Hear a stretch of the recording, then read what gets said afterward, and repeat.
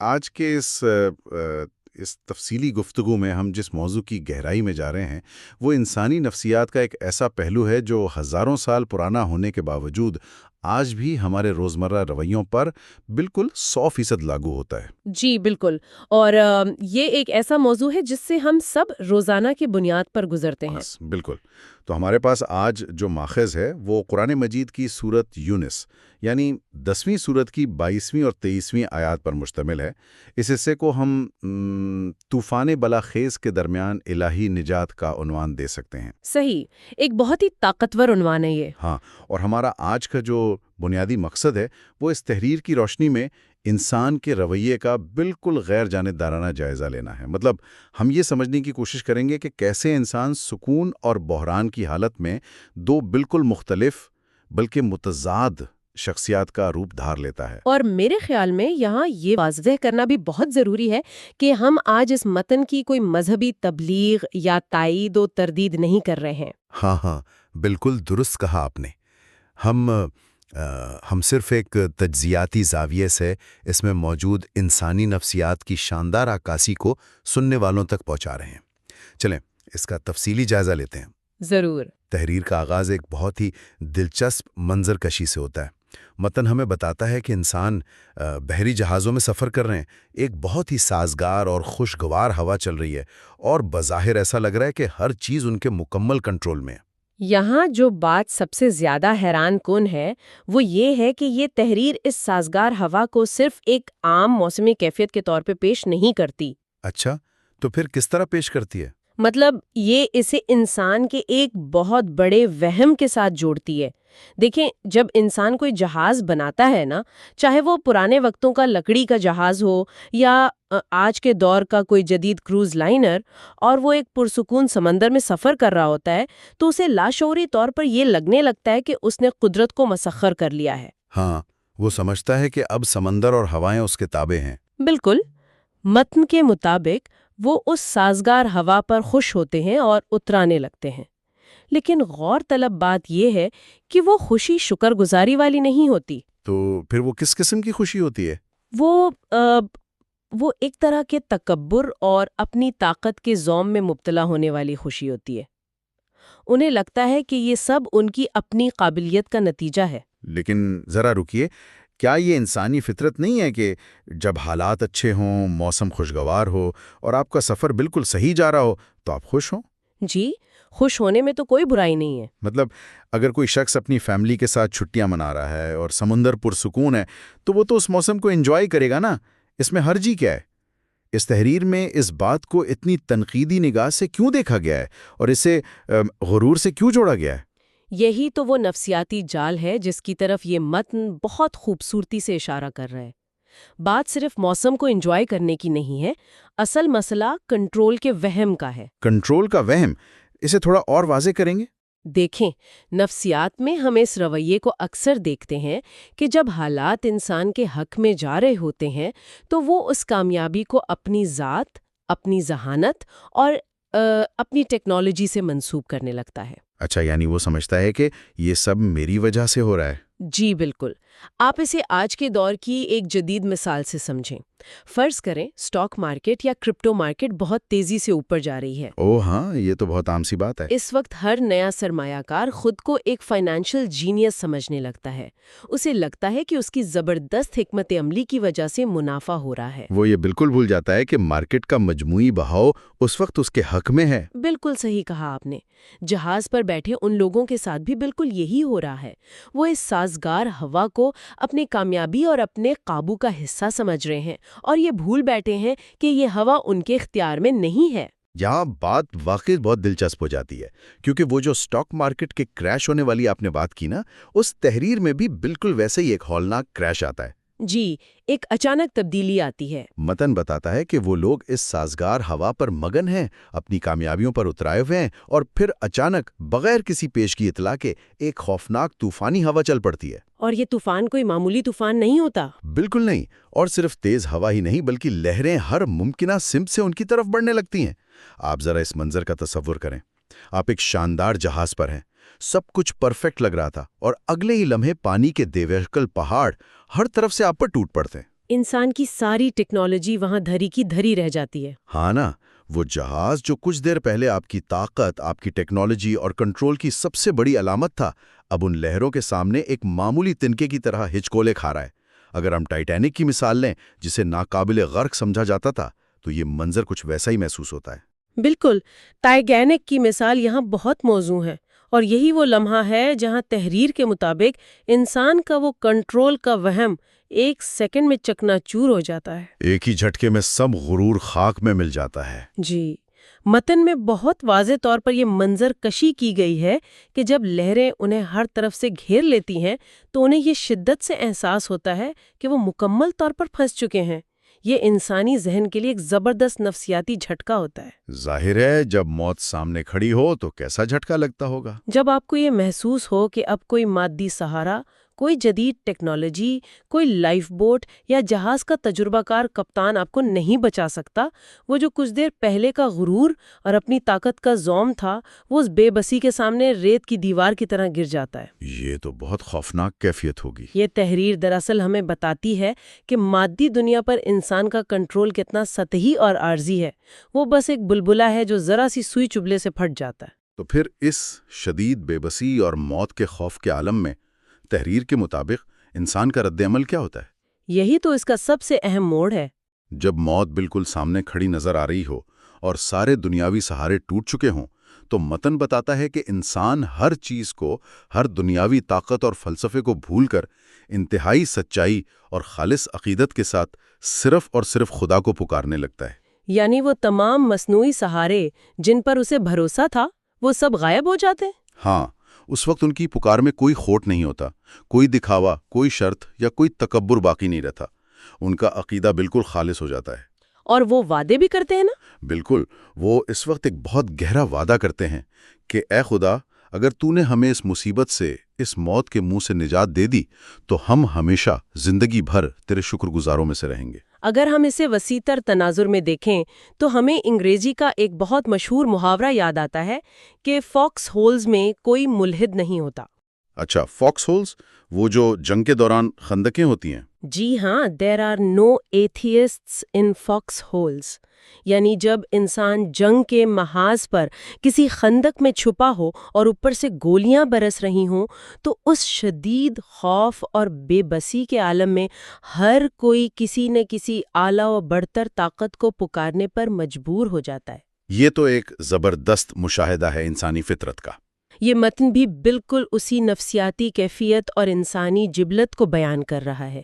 جب موت اتنے قریب ہوتی ہے تو انسانی دماغ سے وہ ساری تہیں اور پردے ہٹ جاتے ہیں جو اس نے دنیاوی مصروفیات اور تکبر کی وجہ سے چڑھا رکھے ہوتے ہیں۔ یعنی وہ اپنے اصل کی طرف لوٹ آتا ہے۔ بالکل، وہ جو خالص پکار ہے وہ دراصل انسان کے اس بنیادی اعتراف کی علامت ہے کہ وہ اپنی ذات میں اور اس کائنات کے سامنے کتنا بے بس ہے۔ لیکن ایک سوال یہاں میرے ذہن میں آتا ہے۔ جی، کیا سوال؟ وہ جو وعدہ کرتے ہیں کہ ہم ہمیشہ شکر گزار رہیں گے، کیا وہ اس وقت سچے دل سے کر رہے ہوتے ہیں یا وہ صرف ایک وقتی سودے بازی ہوتی ہے، ایک طرح کی بلیک میلنگ کہ کسی طرح بس اس طوفان سے جان بچ جائے اور بعد میں دیکھا جائے گا؟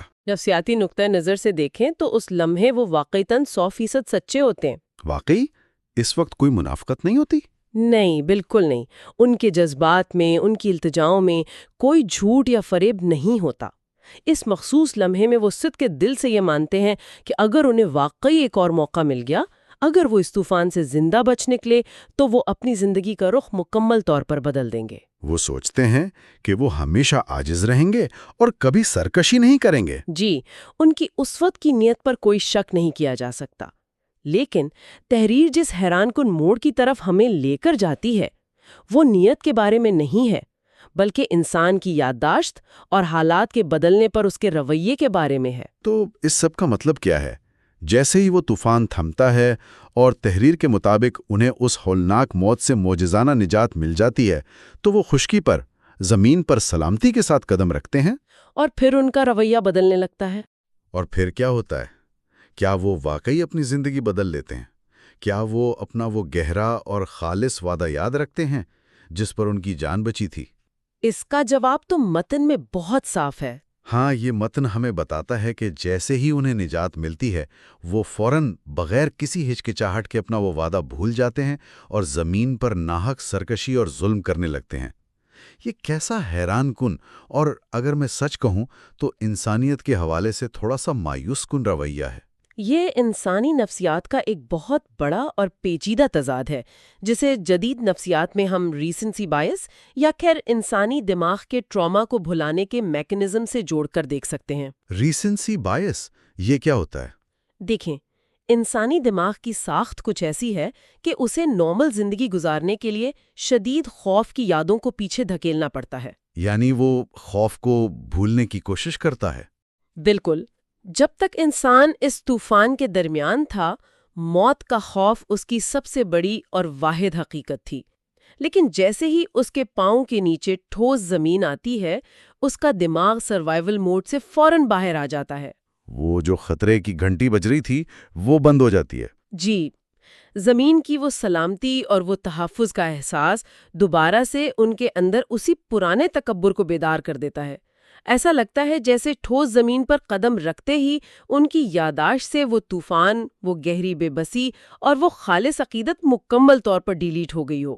یہ تو بالکل وہی بات ہوئی نا کہ جب ہم کسی طوفانی رات میں ہوائی جہاز میں سفر کر رہے ہوں اور جہاز خراب موسم کی وجہ سے شدید ہچکولے کھانے لگیں تو ہم سب کس طرح اپنی سیٹوں پر بیٹھے دعائیں مانگ رہے ہوتے ہیں۔ بالکل ایسا ہی ہے، سب کی آنکھیں بند ہوتی ہیں۔ ہاں نا، منتیں مانگ رہے ہوتے ہیں کہ بس کسی طرح ایک بار یہ جہاز صحیح سلامت لینڈ کر جائے۔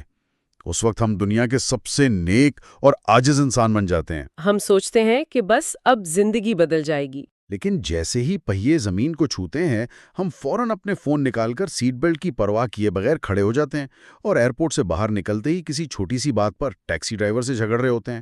وہ ساری عاجزی اور سادگی اس جہاز کی کیبن کے اندر ہی رہ جاتی ہے۔ یہ آپ نے بالکل روزمرہ زندگی کی بہترین مثال دی ہے۔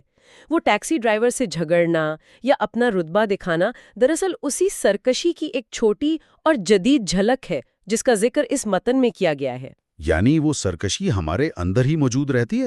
تحریر بنیادی طور پر یہ ثابت کر رہی ہے کہ انسان کا زمین پر آ کر یہ جو تکبر اور بغاوت ہے، یہ اس بات کا ناقابل تردید ثبوت ہے کہ سمندر میں ان کی وہ جو عاجزی تھی وہ کسی اندرونی، گہری اور مستقل تبدیلی کا نتیجہ نہیں تھی۔ تو پھر وہ کیا تھی؟ صرف ڈر؟ جی ہاں، وہ صرف اور صرف موت کے خوف کا ایک فوری رد عمل تھا۔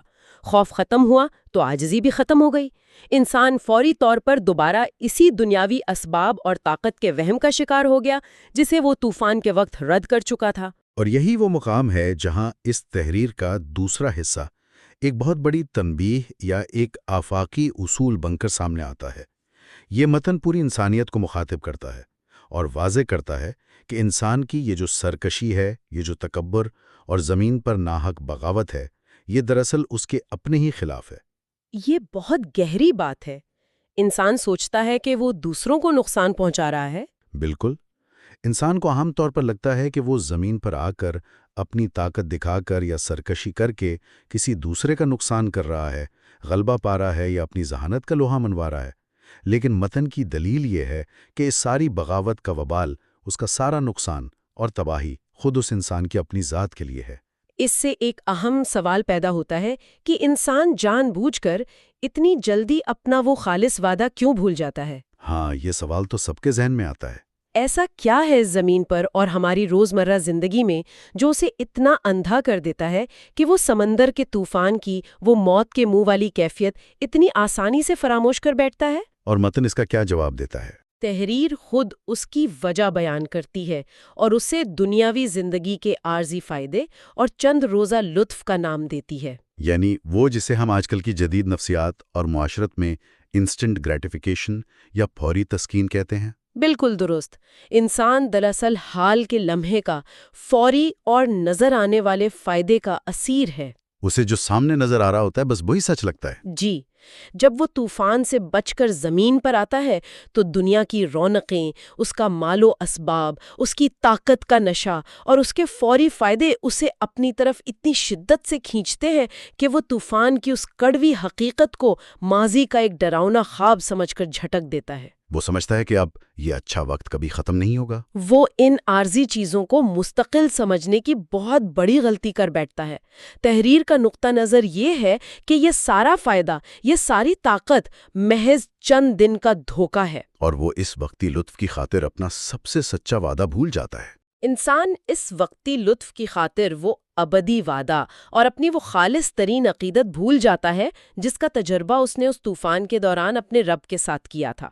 یہ متن انسان کی ترجیحات پر ایک بہت گہرا سوالیہ نشان لگاتا ہے۔ اور یہ متن اسی عارضی پن کو مزید واضح کرتے ہوئے ایک اور اہم اور حتمی بات بتاتا ہے۔ وہ کون سی بات؟ انسان کی نظر تو صرف اس دنیا کی زمین، اس کے وقتی فائدوں اور اس کی ظاہری کامیابیوں تک محدود ہے، لیکن تحریر اسے بہت سختی سے یاد دلاتی ہے کہ یہ زندگی چاہے کتنی ہی طویل اور پرکشش کیوں نہ محسوس ہو، بالآخر سب کو واپس اسی ذات کی طرف لوٹنا ہے جسے اس نے سمندر کے طوفان میں انتہائی بے بسی کے عالم میں پکارا تھا۔ یعنی جواب دہی کا وقت ضرور آئے گا۔ بالکل۔ اور متن کے مطابق جب وہ لوٹیں گے تو ان پر ان کے تمام اعمال کی اصل حقیقت کھول دی جائے گی۔ انہیں بتایا جائے گا کہ انہوں نے اس عارضی دنیا کے دھوکے میں آ کر کیا کچھ کیا تھا اور کیسے اپنے سچے وعدوں کو توڑا تھا۔ یہاں تحریر کا جو بنیادی فلسفہ ہے وہ جواب دہی یعنی اکاؤنٹیبلٹی پر زور دیتا ہے۔ یہ اکاؤنٹیبلٹی والا پہلو انسان اکثر نظر انداز کر دیتا ہے۔ متن یہ بحث کر رہا ہے کہ انسان جو یہ سمجھتا ہے کہ وہ زمین پر آ کر طوفان سے بچ نکلنے کے بعد اب مکمل طور پر خود مختار ہے اور اپنی سرکشی کے نتائج سے بچ نکلے گا، یہ اس کے شعور کی سب سے بڑی خامی اور فریب ہے۔ کیونکہ وہ زمین تو اس کی اپنی نہیں ہے۔ کیونکہ وہ زمین جس پر وہ اکڑ کر چل رہا ہے، وہ مادی اسباب جن پر وہ غرور کر رہا ہے، وہ بھی اسی طاقت کے مکمل کنٹرول میں ہے جس نے اسے سمندر کی لہروں سے نکالا تھا۔ یہ بات انسان کے وہم کو پوری طرح توڑ دیتی ہے۔ تحریر یہ واضح کرتی ہے کہ انسان کے پاس چھپنے یا ختمی جواب دہی سے بچنے کا کوئی راستہ نہیں ہے۔ یہ کائنات ایک اصول کے تحت چل رہی ہے اور وقتی نجات کا مطلب یہ قطعی نہیں ہے کہ انسان قواعد و ضوابط سے آزاد ہو گیا ہے۔ تو اگر ہم آج کی اس پوری تفصیلی گفتگو کو سمیٹیں تو اس تحریر نے انسانی رویوں کا ایک ماسٹر کلاس خاکہ ہمارے سامنے پیش کیا ہے۔ ہم نے ایک پرسکون سمندر اور سازگار ہوا سے شروعات کی جہاں انسان اپنے کنٹرول کے وہم پر اتراتا ہے اور اسے اپنی قابلیت سمجھتا ہے، اور پھر اچانک حالات بدل جاتے ہیں۔ پھر وہ ہولناک اور بے رحم طوفان آتا ہے جو اس کے سارے غرور کو ایک پل میں توڑ کر رکھ دیتا ہے۔ اس بے بسی اور خوفناک گھیرے میں وہ خالص التجائیں کرتا ہے، جھوٹے سہاروں کو چھوڑ دیتا ہے اور گہرے وعدے کرتا ہے۔ اور جیسے ہی حالات نارمل ہوتے ہیں تو سب کچھ بھول جاتا ہے۔ جی، پھر اسے ایک معجزانہ نجات ملتی ہے، لیکن زمین پر پاؤں رکھتے ہی، اپنے محفوظ اور مانوس خول میں واپس آتے ہی وہ ناقابل فہم سرکشی اور بغاوت پر اتر آتا ہے۔ یہ پورا سفر ہمیں بتاتا ہے کہ انسان کیسے اپنے حالات کا اور دنیا کے فوری فائدوں کا کس قدر غلام ہے۔ اور سب سے اہم بات جو ہمیں یاد رکھنی چاہیے وہ یہ ہے کہ ہمیں اس متن کو صرف بحری جہازوں اور سمندری طوفانوں کی ایک پرانی کہانی کے طور پر نہیں دیکھنا چاہیے۔ بالکل، یہ تو آج کی کہانی ہے۔ اگر ہم اسے سننے والوں کی روزمرہ زندگی سے جوڑیں تو یہ تحریر انسان کی اس بنیادی نفسیات کا آئینہ ہے جسے ہم ہر روز اپنے ارد گرد اور سب سے بڑھ کر خود اپنے اندر دیکھتے ہیں۔ وہ طوفان تو ہماری زندگیوں میں مختلف شکلوں میں آتے رہتے ہیں۔ وہ طوفان جس کا ذکر ہوا ہے وہ کچھ بھی ہو سکتا ہے۔ کسی کا اچانک اپنی نوکری چھوٹ جانے کا ڈر، معیشت کا گرنا اور ایک بہت بڑا مالی بحران، یا رات کے پچھلے پہر کسی پیارے کی وہ شدید بیماری جب ہسپتال کی کوئی مہنگی سے مہنگی دوائی یا ٹیکنالوجی کام نہیں کر رہی ہوتی۔ اس وقت بھی تو انسان بالکل ویسے ہی بے بس ہو جاتا ہے نا، جیسے وہ لہروں کے درمیان تھا۔ اس وقت ہماری سوچ بالکل اسی خالص عقیدت والی ہوتی ہے۔ ہم وعدے کرتے ہیں کہ اگر یہ وقت گزر گیا تو ہم بہتر انسان بن جائیں گے، لیکن پھر وہی ریسنسی بایس آ جاتا ہے۔ جی، جیسے ہی وہ بحران ختم ہوتا ہے، مریض گھر آ جاتا ہے یا نیا پروجیکٹ مل جاتا ہے، ہم اپنی پرانی ڈگر پر لوٹ آتے ہیں، گویا کبھی کوئی خطرہ تھا ہی نہیں۔ یہ تحریر دراصل ہمارے روزمرہ کے رویوں کی ایک شاندار تصویر کشی ہے۔ یہ تحریر واقعی ہمارے اندر کے تضاد کو بے نقاب کرتی ہے اور ہمیں یہ سوچنے پر مجبور کرتی ہے کہ ہم اپنی کامیابیوں اور ناکامیوں کو کس اینک سے دیکھتے ہیں۔ واقعی یہ ایک گہرا محاسبہ ہے۔ تو آج کی اس تفصیلی گفتگو کے اختتام پر ان تمام نفسیاتی پہلوؤں اور تحریر کی گہرائی کو سامنے رکھتے ہوئے ایک بہت گہرا سوال ہے جو میں چاہتا ہوں کہ سننے والے اس پر لازمی غور کریں، اور اس کا جواب اسی متن کی تفہیم میں کہیں چھپا ہے۔ جی، وہ سوال کیا ہے؟ اگر انسان کے اندر خالص عقیدت اور سچائی صرف اسی وقت بیدار ہوتی ہے جب لہریں اسے ہر طرف سے گھیر لیتی ہیں اور زمین کی سلامتی پر آتے ہی وہ دوبارہ دنیا کے عارضی فائدوں اور تکبر میں کھو جاتا ہے، تو پھر اس روزمرہ کی پرسکون زندگی میں اپنی عاجزی اور شکر گزاری کو زندہ رکھنے کے لیے ہمیں اپنے اندر کس قسم کے طوفان کو محسوس کرنے کی ضرورت ہے؟